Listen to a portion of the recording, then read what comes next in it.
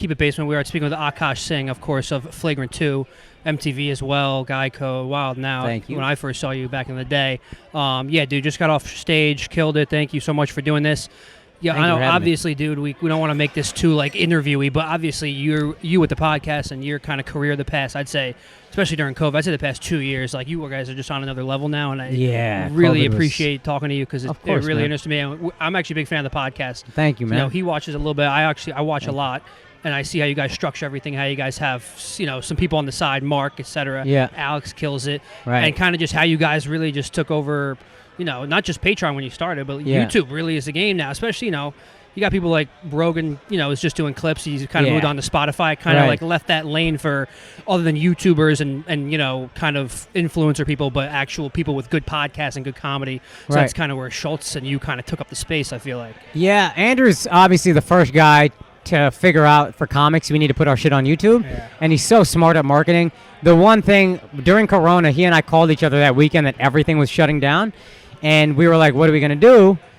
And he and I basically had the same idea, which was if we are willing to meet in person and risk whatever the fuck this is, we could really capitalize, because everybody else is going to be doing Zoom, and that looks terrible. Yeah. So if we're willing to take the risk, meet in person, be as safe as we can everywhere outside of work, then we could really grow here. And then the numbers tripled during quarantine. Also, by the time Andrew started doing his pieces, I think that added another, we quadrupled with that. But just being there in quarantine was great. It's interesting. But yeah. Thank you, G. Have a good night. We're also just getting off stage, so there's fans asking for pictures. All the time. G. Comedy shows. G. I've been to India recently. G. I watched, I was in that Russell Peters show. Huh. I'll tell you this, 100% without drinking and stuff, you're the best. Thank you, G. You know why? Because you think right there. Thank you. Excellent. आपका नाम क्या है? मेरा नाम Sam है. Sam. Sam. बस Sam. सुशील भैया. मेरा नाम आकाश. You are the best. Thank you, G. Thank you. Namaskar. Great praise, fresh off stage.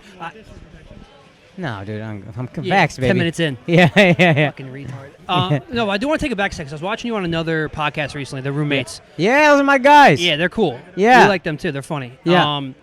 But you mentioned kind of back when it started, the way Flagrant 2 kind of transformed into what it is now. Yeah. It seems like you, back when I guess initially started, Andrew was super busy and stuff, and it was kind of... And I was your broke. push, and you were broke. Yeah. Yeah. I guess 3 years ago, you were what we are now. So I want to know why, when you pushed it, I guess... I feel like it seemed like you explained it, like you pushed it, the Patreon aspect. Andrew was starting to blow up a little bit. He was busy. And you're like, no, we got to take this to Patreon and really push on this. And it initially was sports, right? Pretty much, primarily. Yeah, we talked about sports, and I still love talking about sports. I think Andrew liked sports, but Andrew loves sports like when he gets busy, sports gets pushed to the back burner. And that happens for me too, but I'm like, man, fuck, I need to read what's going on or whatever. Right. So it kind of morphed in that way that he just got so busy. But also, we knew sports was an easy conduit to talk about whatever you wanted. Like, I grew up, I always talk about that station, The Ticket, that I talk about all the time in Dallas. It's half sports, half, they call it guy talk. Right. And they're not like douchey at all, but just like stuff that guys will naturally talk about. Not like banging girls or whatever, but just like man show shit. Yeah, not even man show where it's so over the head, but it just is shit guys will naturally talk about. Do you think it's necessary to start like that or do something like that for that audience? Is obviously the audience as well. I think it was a good entry point. Yeah. It was an easy thing to talk about. And then once we started leaning on the Flagrant aspect of it, and then that was Andrew's comedy, all those fans kind of found it. And then Rogan and then everything. And like those guys were more interested in the flagrancy than the sports. And it became more of like just guys hanging out, and that's the compliment I get the most is just like when me and my friends hang out. Yeah. And that's how I always felt listening to the station back home. Again, they're not like talking about drinking and all this shit that we associate with. They'll talk about man shit, but it's not like toxic, to use that stupid word that I hate. But it's just like, yo, what does it sound like when you're talking to your friends? We tease each other. We talk about this thing or that thing, news stories, but what's funny about it, whatever. Like that kind of thing. Isn't that like what a podcast is supposed to be? I feel like, plus you guys don't rely on guests. I feel like every podcast is a guest. It's just the podcast host or both of the podcast hosts. Well, luckily he and I had over a decade of just chemistry just from being friends. Exactly. I was lucky enough to be friends, and I knew he was going to be big. I didn't know if I thought knew I was going to be this big. Right. But I knew he was always going to be big, and he was always so funny and focused. But we just have a friendship. We have a brotherhood that's like lends itself to that. Kippy and Foley on Are You Garbage. Yeah. Similar thick chemistry where it's like, yo, these guys are just fucking homies who have such a funny chemistry. Put a mic in front of them and let them talk, and get the guests to get people to watch. Right. But also, like, they're funny, and you'll fall in love with them, and then that's where it'll grow. Right. Yeah. Well, that's interesting because, obviously you and Schulz go back, like, years and years.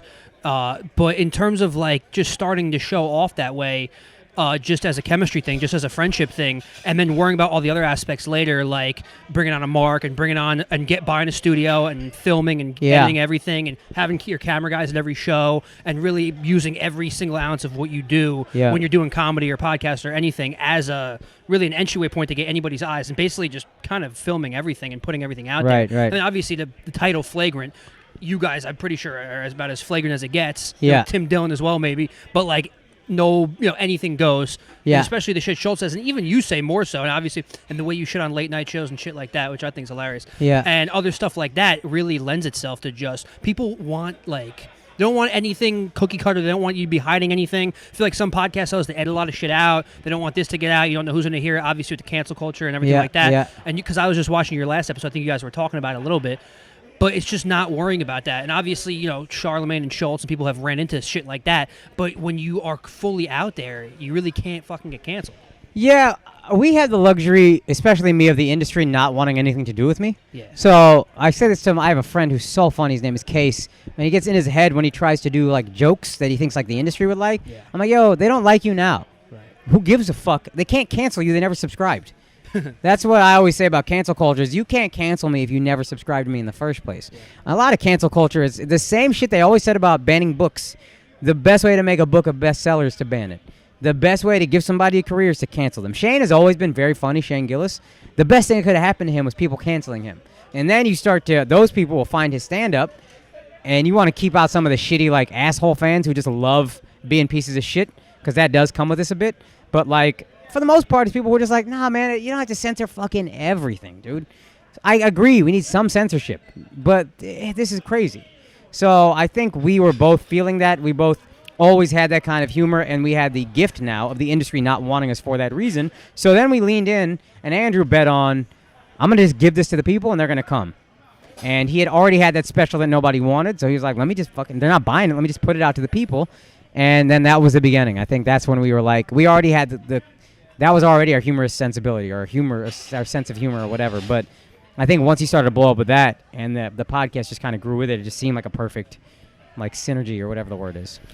Joe Rogan going to Spotify, you see he has, like, a greater responsibility now where he has to, like, apologize after he speaks. Yeah. Do you see, like, you become so successful where there might be things off limits for Flagrant too? Yeah, and there's a part of that comes with it. And there's a part of, like, as Andrew has gotten more successful, he has been a bit savvier about how he says it. But I realized this also. I'm working on this special right now, and I'm sure they're going to bring up things on Flagrant that I said that aren't funny, and I will get in trouble for it. And Andrew's like, okay, just apologize. Like, who cares? Like, you're always, before we were dug in, I'll never apologize, but, like, it wasn't funny. I'm sorry it wasn't funny. I can't tell you I'm not going to try to be funny. I tried. I failed very badly, but I'm going to keep trying. I apologize to hurt your feelings, but I'm not saying it's not going to happen again. I'm going to try to be funny. Maybe I'll be a little bit more mature in how I do it now at 37 than I was at 31, but I'm not completely opposed to apologizing for a joke, and I think as you get more successful, I don't know, it's something that comes with it. Oh, here's what I was going to say. Sorry, I rambled. It's all good. But I was working on this special, and I was doing these jokes in Austin for these, like, liberal audiences, and I was getting really irritated at them when they got sensitive. And then I was like, I pulled back, and I was like, oh, you know what? I could actually add this thing, and then they would be more receptive to it. Add this one small thing. And what I'm really doing is adding nuance to my joke. What's wrong with that? I don't want to be super PC and be afraid to offend. I want to go there. But there's nothing wrong with talking to a liberal audience and being like, oh, I can add this little line here that doesn't soften the joke but gives it more dimensions. I said something like, I talk about how I don't believe in white privilege and, like, Indians should stop complaining about it, basically. And I naturally, as I think it out, I'm like, yeah, black people, that doesn't apply to them. They've been fucked for centuries. So I can put that in the joke. Guys, I'm not talking to black people. I know you've been taken advantage of for centuries. But Indians? And now that's a more honest view of how I feel. And it's a more three-dimensional joke, and it has the nuance, and it's the funny is still the funny, and I still make all the same jokes. I just put one sentence in, and it's like, oh, I got that from doing more liberal shows or talking to more liberal people. So it's like, I'm not as headstrong about it as I was before, where it's like, no, I don't even want to fucking talk to these people, blah, blah, blah. They can make me a better comic. Yeah. I like the advice you gave the roommates of how being like, don't be so businessy in a way, kind of have some fun with it. Right. Like the balance of it. And I like the DJ Academics episode because you learned a lot from it. And also you had good questions with him. Yeah. And you talk about like the Drake stuff, obviously. But what was interesting, do you agree with his assessment when he said that you're the new Joe Rogan on YouTube? Because Rogan went to Spotify and now Flagrant 2 took over the lane? Yeah, I personally, this may be some self-loathing shit, but I don't know. I think I just took that as, he's talking to Andrew. And Andrew, to me, yeah, sure. Of course. I didn't see it as a Flagrant thing. As a whole, so. Yeah, maybe. And that's, I guess maybe my part that was like, nah, I don't want to. That's Andrew. And maybe that's why I did it. But that'd be fucking cool. It would really be cool. And I would love to talk to, like, a cross-section of people. And I don't want to be anybody's god. I'm a fucking human being who will make a million mistakes. But, like, that'd be a cool responsibility to have, I guess. Back in the day, I feel like comedians like would make fun of people like Academics and Adam 22, and now like they embrace them and they embrace like the Nelk Boys because of an audience. Do you think that it's all about an audience now and following than anything? I was talking to Kevin, my camera guy. Big Kev. What's up, Big Kev? I come from the hip hop world at first. Like I interviewed Charlie way back in the day, but I'm also comedy. So that's why I thought it was interesting. I think I was, and I don't know if this applies, but we were talking about like how to title a video. And the way I want to title my clips is it's essentially a clickbait title, but it's also honest. It can't be, I destroy a black guy in the audience, and then it's me telling a black guy, like, hey, you're a really good-looking guy. Right. That's like, what are you fucking doing? But, like, what's the most attention-grabby way that's still honest and real, that when you click on it, you're like, yeah, that's what happened. And Kevin was saying, like, yeah, I used to think, like, I wanted a title to be, like, clever. And I'm like, so did I. And that works when you have a TV show, and we all watch TV, and there's a set number of channels, and then they shove it in front of you, and then you're like, oh, this is great, I want clever. But when you're trying to get the entire world to find you, they don't know what to look for. Nothing is getting shoved in their face. So we're competing with the entire internet. Akaash Singh, nobody knows. They don't know who I am. How do I get their attention without them knowing who I am? And the first viral stand-up clip I put out was Marriage is Just for Women. And that's what the bit is about, but it's the most attention-grabby way I can say that. Because Akaash Singh Destroys Heckler was a very standard title, but that was something I put out. And then years later, it blew up legit 5 years later. The Marriage one in a week got 300,000 views, and I was like, oh, okay. I'm competing with the entire world, and I have to find a way to get the entire world's attention against the entire, you know what I mean? Yep. So I think that's where we're looking at these guys like, oh, I used to hate on them. Now I get what they're doing. Jake, Logan Paul, people used to hate on them. Now every now that we're starting to do it, merch. But now we start to do it, we see the fucking genius of what they're doing. We hated on it before because we didn't get it. He hated now that we're in it, loves it now. Yeah, now that we do it, we're like, oh, I see why you had to do some of the attention grab. And I don't know about Jake and Logan or even Academics. I don't know. I'm sure I hated on people without knowing shit about them. I'm sure I've said things. I don't know. You're getting an audience like that, too. Sorry to cut you off, but it's hilarious because you'll see 14-year-olds in the comments calling you and Andrew old, but they're watching. Yeah. But they're not coming out for a comedy show. It's like a different audience, isn't that? Yeah, and I get in my, like, whatever about, like, Andrew Light, but it's like, that's my best friend in the business. We're going to sound similar, and he got there first. So I also have to deal with the degree of that. Yeah.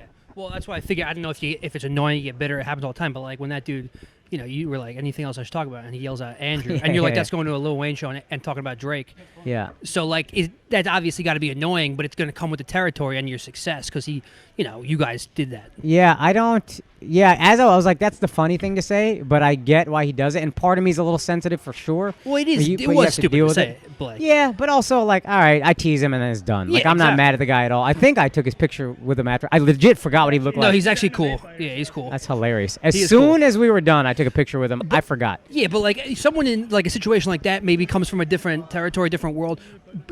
Him saying that probably didn't realize it's like it's his boy. Yeah. But like to you or someone in that position, it's like all right, you don't really say that. I think my actual reaction is like I'm trying to be funny. I'm not mad, but like what could I possibly say about Andrew that's funny right now? Yeah. The funniest response is to be like, why? Who gives? Like, what are you doing? Right. That was, and then I'm sure on some level I was sensitive, but that was the funniest response. You brought up about 3 years ago. You brought up before. You said you were broke, and now Flagrant 2 is literally at the top of the charts in terms of Patreon, YouTube, whatever. Yeah. So not to be like douchey and ass in this, but can you credit Flagrant 2 to you having any type of success or not? Strictly Flagrant 2. My success is entirely Flagrant 2. From Andrew and Flagrant 2. Okay. Yeah. So people can, that's another thing I remind myself. People get mad I'm Andrew Light. It's like, okay, that guy gave me my whole career.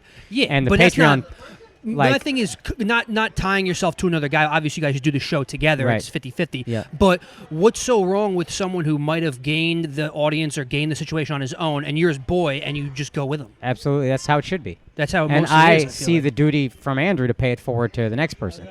Yeah, 100%. Because the funniest shirt. Guys like Mark, and I'm not trying to cut you off, but like you bring on Mark, and obviously Alex for his Mark, skills, and but, this is what Andrew's great at. Dove, And Mark whatever is a else you guys do. fucking unicorn, man. This kid is so talented and so smart and so funny. And Andrew deserves a guy like that because of how hard he works. And Mark deserves a guy like Andrew but that's where Andrew's great is like he's like, as the months passed and Mark became more part of the team, he's like, I want to find a place for him on the podcast. And then Mark is a perfect fit.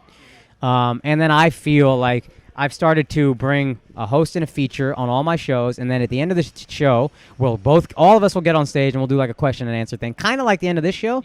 But then that's an opportunity for me, if I can start putting those clips out, to say like, yo, here's my homie, this guy. Look up his shit. Here's this guy. Yeah, I know me and Lou know Donish. I know he's open for you a few times. Yeah. So, Yeah. Yeah, I've noticed that, and that's why I figured when you guys brought on Mark initially, I was like, who the fuck is this guy? Is he like in New York? Is he whatever? And I guess he does great work. Schulz found him and was like, I'm gonna bring this guy on. 100%. He's fucking worth I stopped working for Donish because he kept fucking up, but so I got new people. But if you don't fuck up, I'll keep bringing you. Right. You know what I mean? And what Charlemagne did with Schultz is what Schultz is kind of doing to you, and then you repay that, and you're going to do that with someone else, I guess. That's what Andrew always tells me. Like, look, Charlemagne did so much for me, so like, don't feel guilty. Like, I put you next to me because I'm the funniest with you. It's not because I owe you.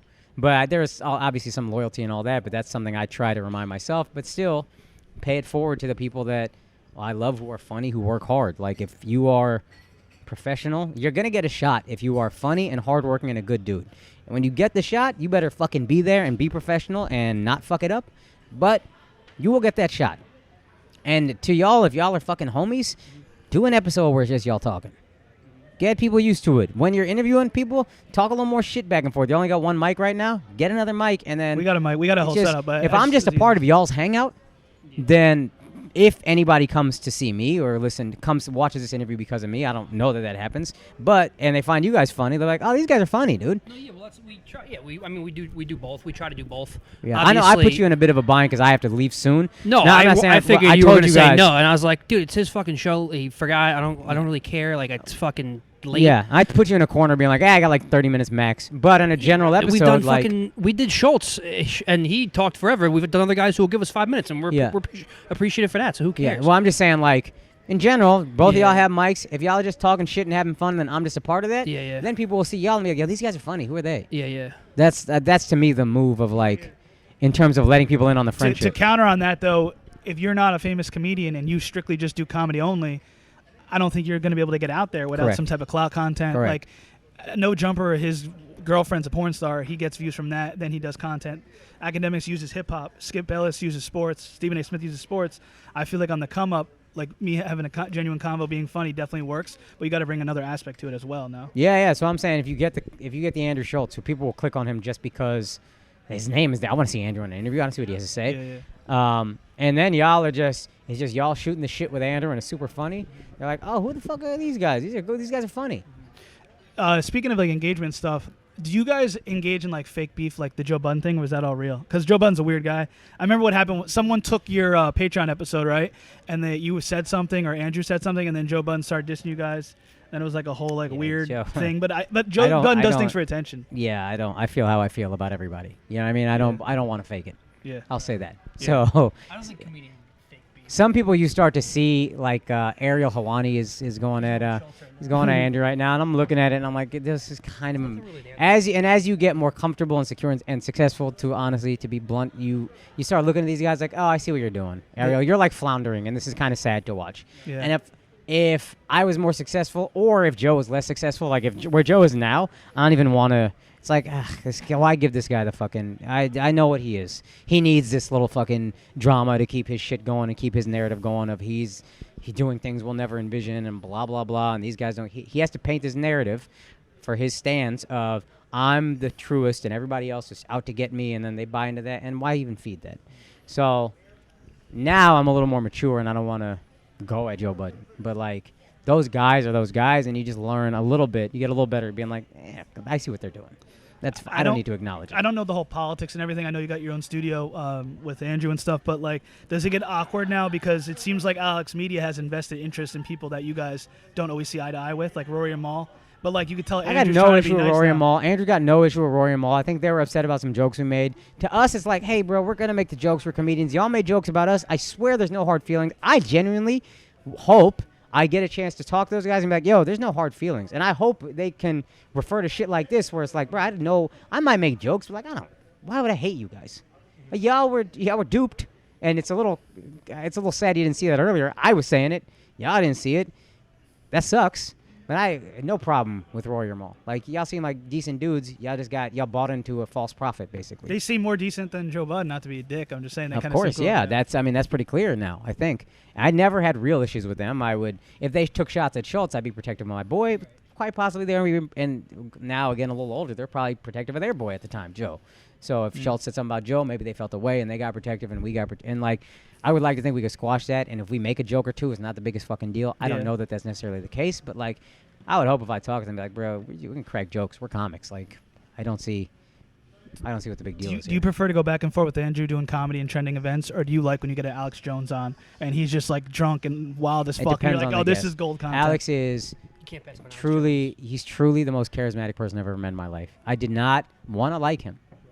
And he's so fucking charismatic. And I realized watching him that first time, if you were a stand-up, you'd be the greatest stand-up alive.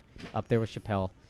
I truly believe that. Maybe not better, but up there. But, yeah, it depends on the guest. Like, that guy's he's amazing. Academics was amazing. Yeah, Some guests you come on, they're not as good. I like having a guest every once in a while to break. I think a mix is probably the best. A good guest, and then me and Andrew chopping it up. And good guests also is just less work. Like, I mean, if it's no guest, I'm 7 hours of prep or whatever the fuck, finding the topics and then trying to think of shit to say and blah, blah, blah. If there's a guest, we're just chopping it up. The academics interview made me like you. Like, I watched the whole thing, and you didn't, like, hold back at all. I thought you asked, like, all the great stuff.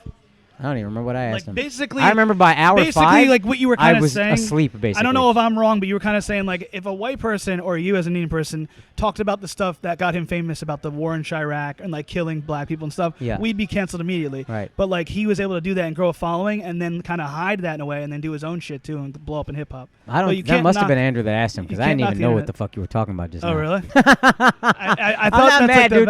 No, I'm not. I'm teasing a little bit, but I also was. I'm just. To me, I don't want to take credit. Maybe I'm being self-conscious. I remember being in that interview like, dog, I fell asleep at the end of that bitch. I wasn't asleep, but I was so tired. I remember being like, I wish I could give energy, but I don't have it.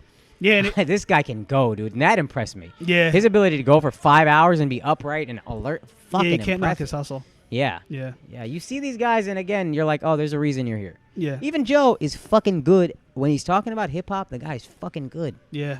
And he's entertaining, though. He knows those maneuvers, those old radio maneuvers, where he does those beefs and stuff. That's why I was asking about that. Oh, They hype everything up, you know what I mean? Sure, yeah. Charlemagne knows the deal. But, I don't want to take up all this time, but I want to just ask, do you think that Flagrant 2 blew up in a way because on Brilliant Idiots, Charlemagne kind of almost got canceled, and Andrew had to kind of reserve himself, and then he's like, fuck it, let's go on Flagrant 2 and go hard? And then you guys were saying the wild stuff that other people weren't able to say on Brilliant Idiots? We get those comments every once in a while, I guess, but I think Andrew blew up, and we did Rogan, and I think we talked about the branding of it and making it Andrew Schultz's Flagrant 2. And at first, my ego was a little resistant. And then he and I had a talk where he was like, dude, I would never do some fucking... And I was just like, dude, I just feel a little like, whatever, because... I don't know. We talked it out, and then he saw my point of view, and I completely saw his point of view, and it was the best decision I made to swallow my ego because it made me way more money. I think the Rogan fans saw Andrew Schultz's Flagrant 2, and they're like, oh, let's go to that, as opposed to Brilliant.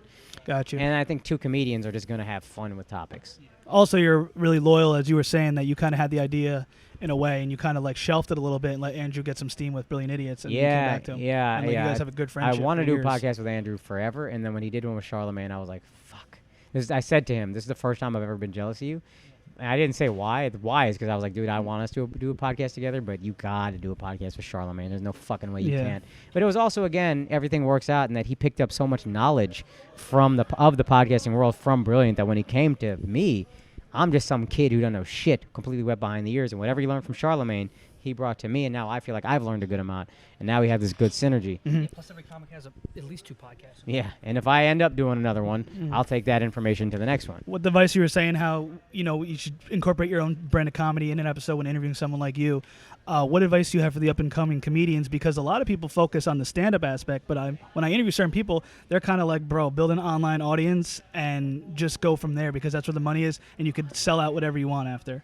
Like, what's your take for the up and coming? You have to do creator? everything. It's fucking exhausting, and I'm realizing, like, as I put this special together, I see how tired Andrew is, and I get it now. And I had this revelation. I was like, there's a difference between being obsessive in thought and obsessive in action. I've been obsessive in thought my whole life. Me too. Obsessive in action is a different. That's what separates good from great. And I can go in and out of that. I've had it before.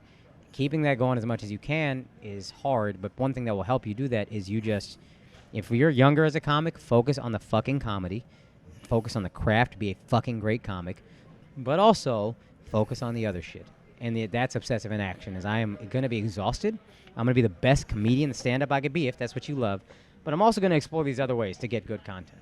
You don't want to be a great comic who nobody knows about. You also don't want to be a massive podcaster who kind of does comedy, but not really, and then people come see you and they're like, yeah, it's fine. But you can just watch him do his podcast, really. Some people who are blow up on social media who like do the reels and all the Instagram stuff, the audience that comes to see them might never know good comedy anyway, though. But yeah. You know if you had a good time or not. There's comedy aficionados for sure, but in general, I remember Andrew and I were watching a comic that we're friends with, love him. I mean, we were both being a little insecure. We knew he's crushing. And then Andrew, he was doing like kind of like lighter jokes, like nothing with any depth to it, and that's fine. He's great at that. But Andrew was like, I truly believe the audience laughs from a different place when you do jokes that are about shit, that are like more substantive. They truly laugh from a different place. And I know what he means. When you're up there, you know what the fuck he means. To that I say that to your point, that means like no matter if you're saying shit with depth and whatever and it's good comedy, whether they're comedy aficionados or not, they know it's good comedy. You don't have to be a TV critic to know Sopranos was good. Well, it's coming from because when certain guests that came on Flagrant 2 and they would name some of the comedians and they're all internet comedians. But some were real, like 85 South Show. They're good comedians too. Fantastic, dude. And so but other people know them from the internet only. But it was just interesting perspective when someone comes on. You could tell they don't know comedy. Certain people who aren't in the comedy world. Right. And they'll be like, yeah, I love this guy on Instagram. He's got 2 million followers, blah, blah, blah. Like you see that front 2 million followers blue check and all the online content. People love that shit. And they're good at their comedy. And that's like, okay, they're good at their comedy. And they don't have to be great at stand-up. They can still make their money. And there's no reason to be mad at it. Them being great at comedy. And you don't realize it till you start doing a little better in this business because it feels like they're all taking from you if you don't have. Yeah. But when you get it, you're like, oh, there's an audience for them and there's an audience for me. Yep. Let them do their thing. Last thing, did you get a booty from Lisa Ann? I won't tell you anything. No, we've never spoken since. She just knew that the funniest thing, and this is honestly very smart on her part, she was like, the funniest thing to do is just hit on this awkward fucking Indian kid and just talk about how big his dick probably is. That was a funny That's interview. the funniest way to do this. It's a really smart thing. And then we never spoke again, which I fully assume would happen. Throwback studio. Yeah, the old studio. Yeah, absolutely. Yeah. Too bad we didn't have video. It fucking went out. Connect with Kaz. People were asking why he got like he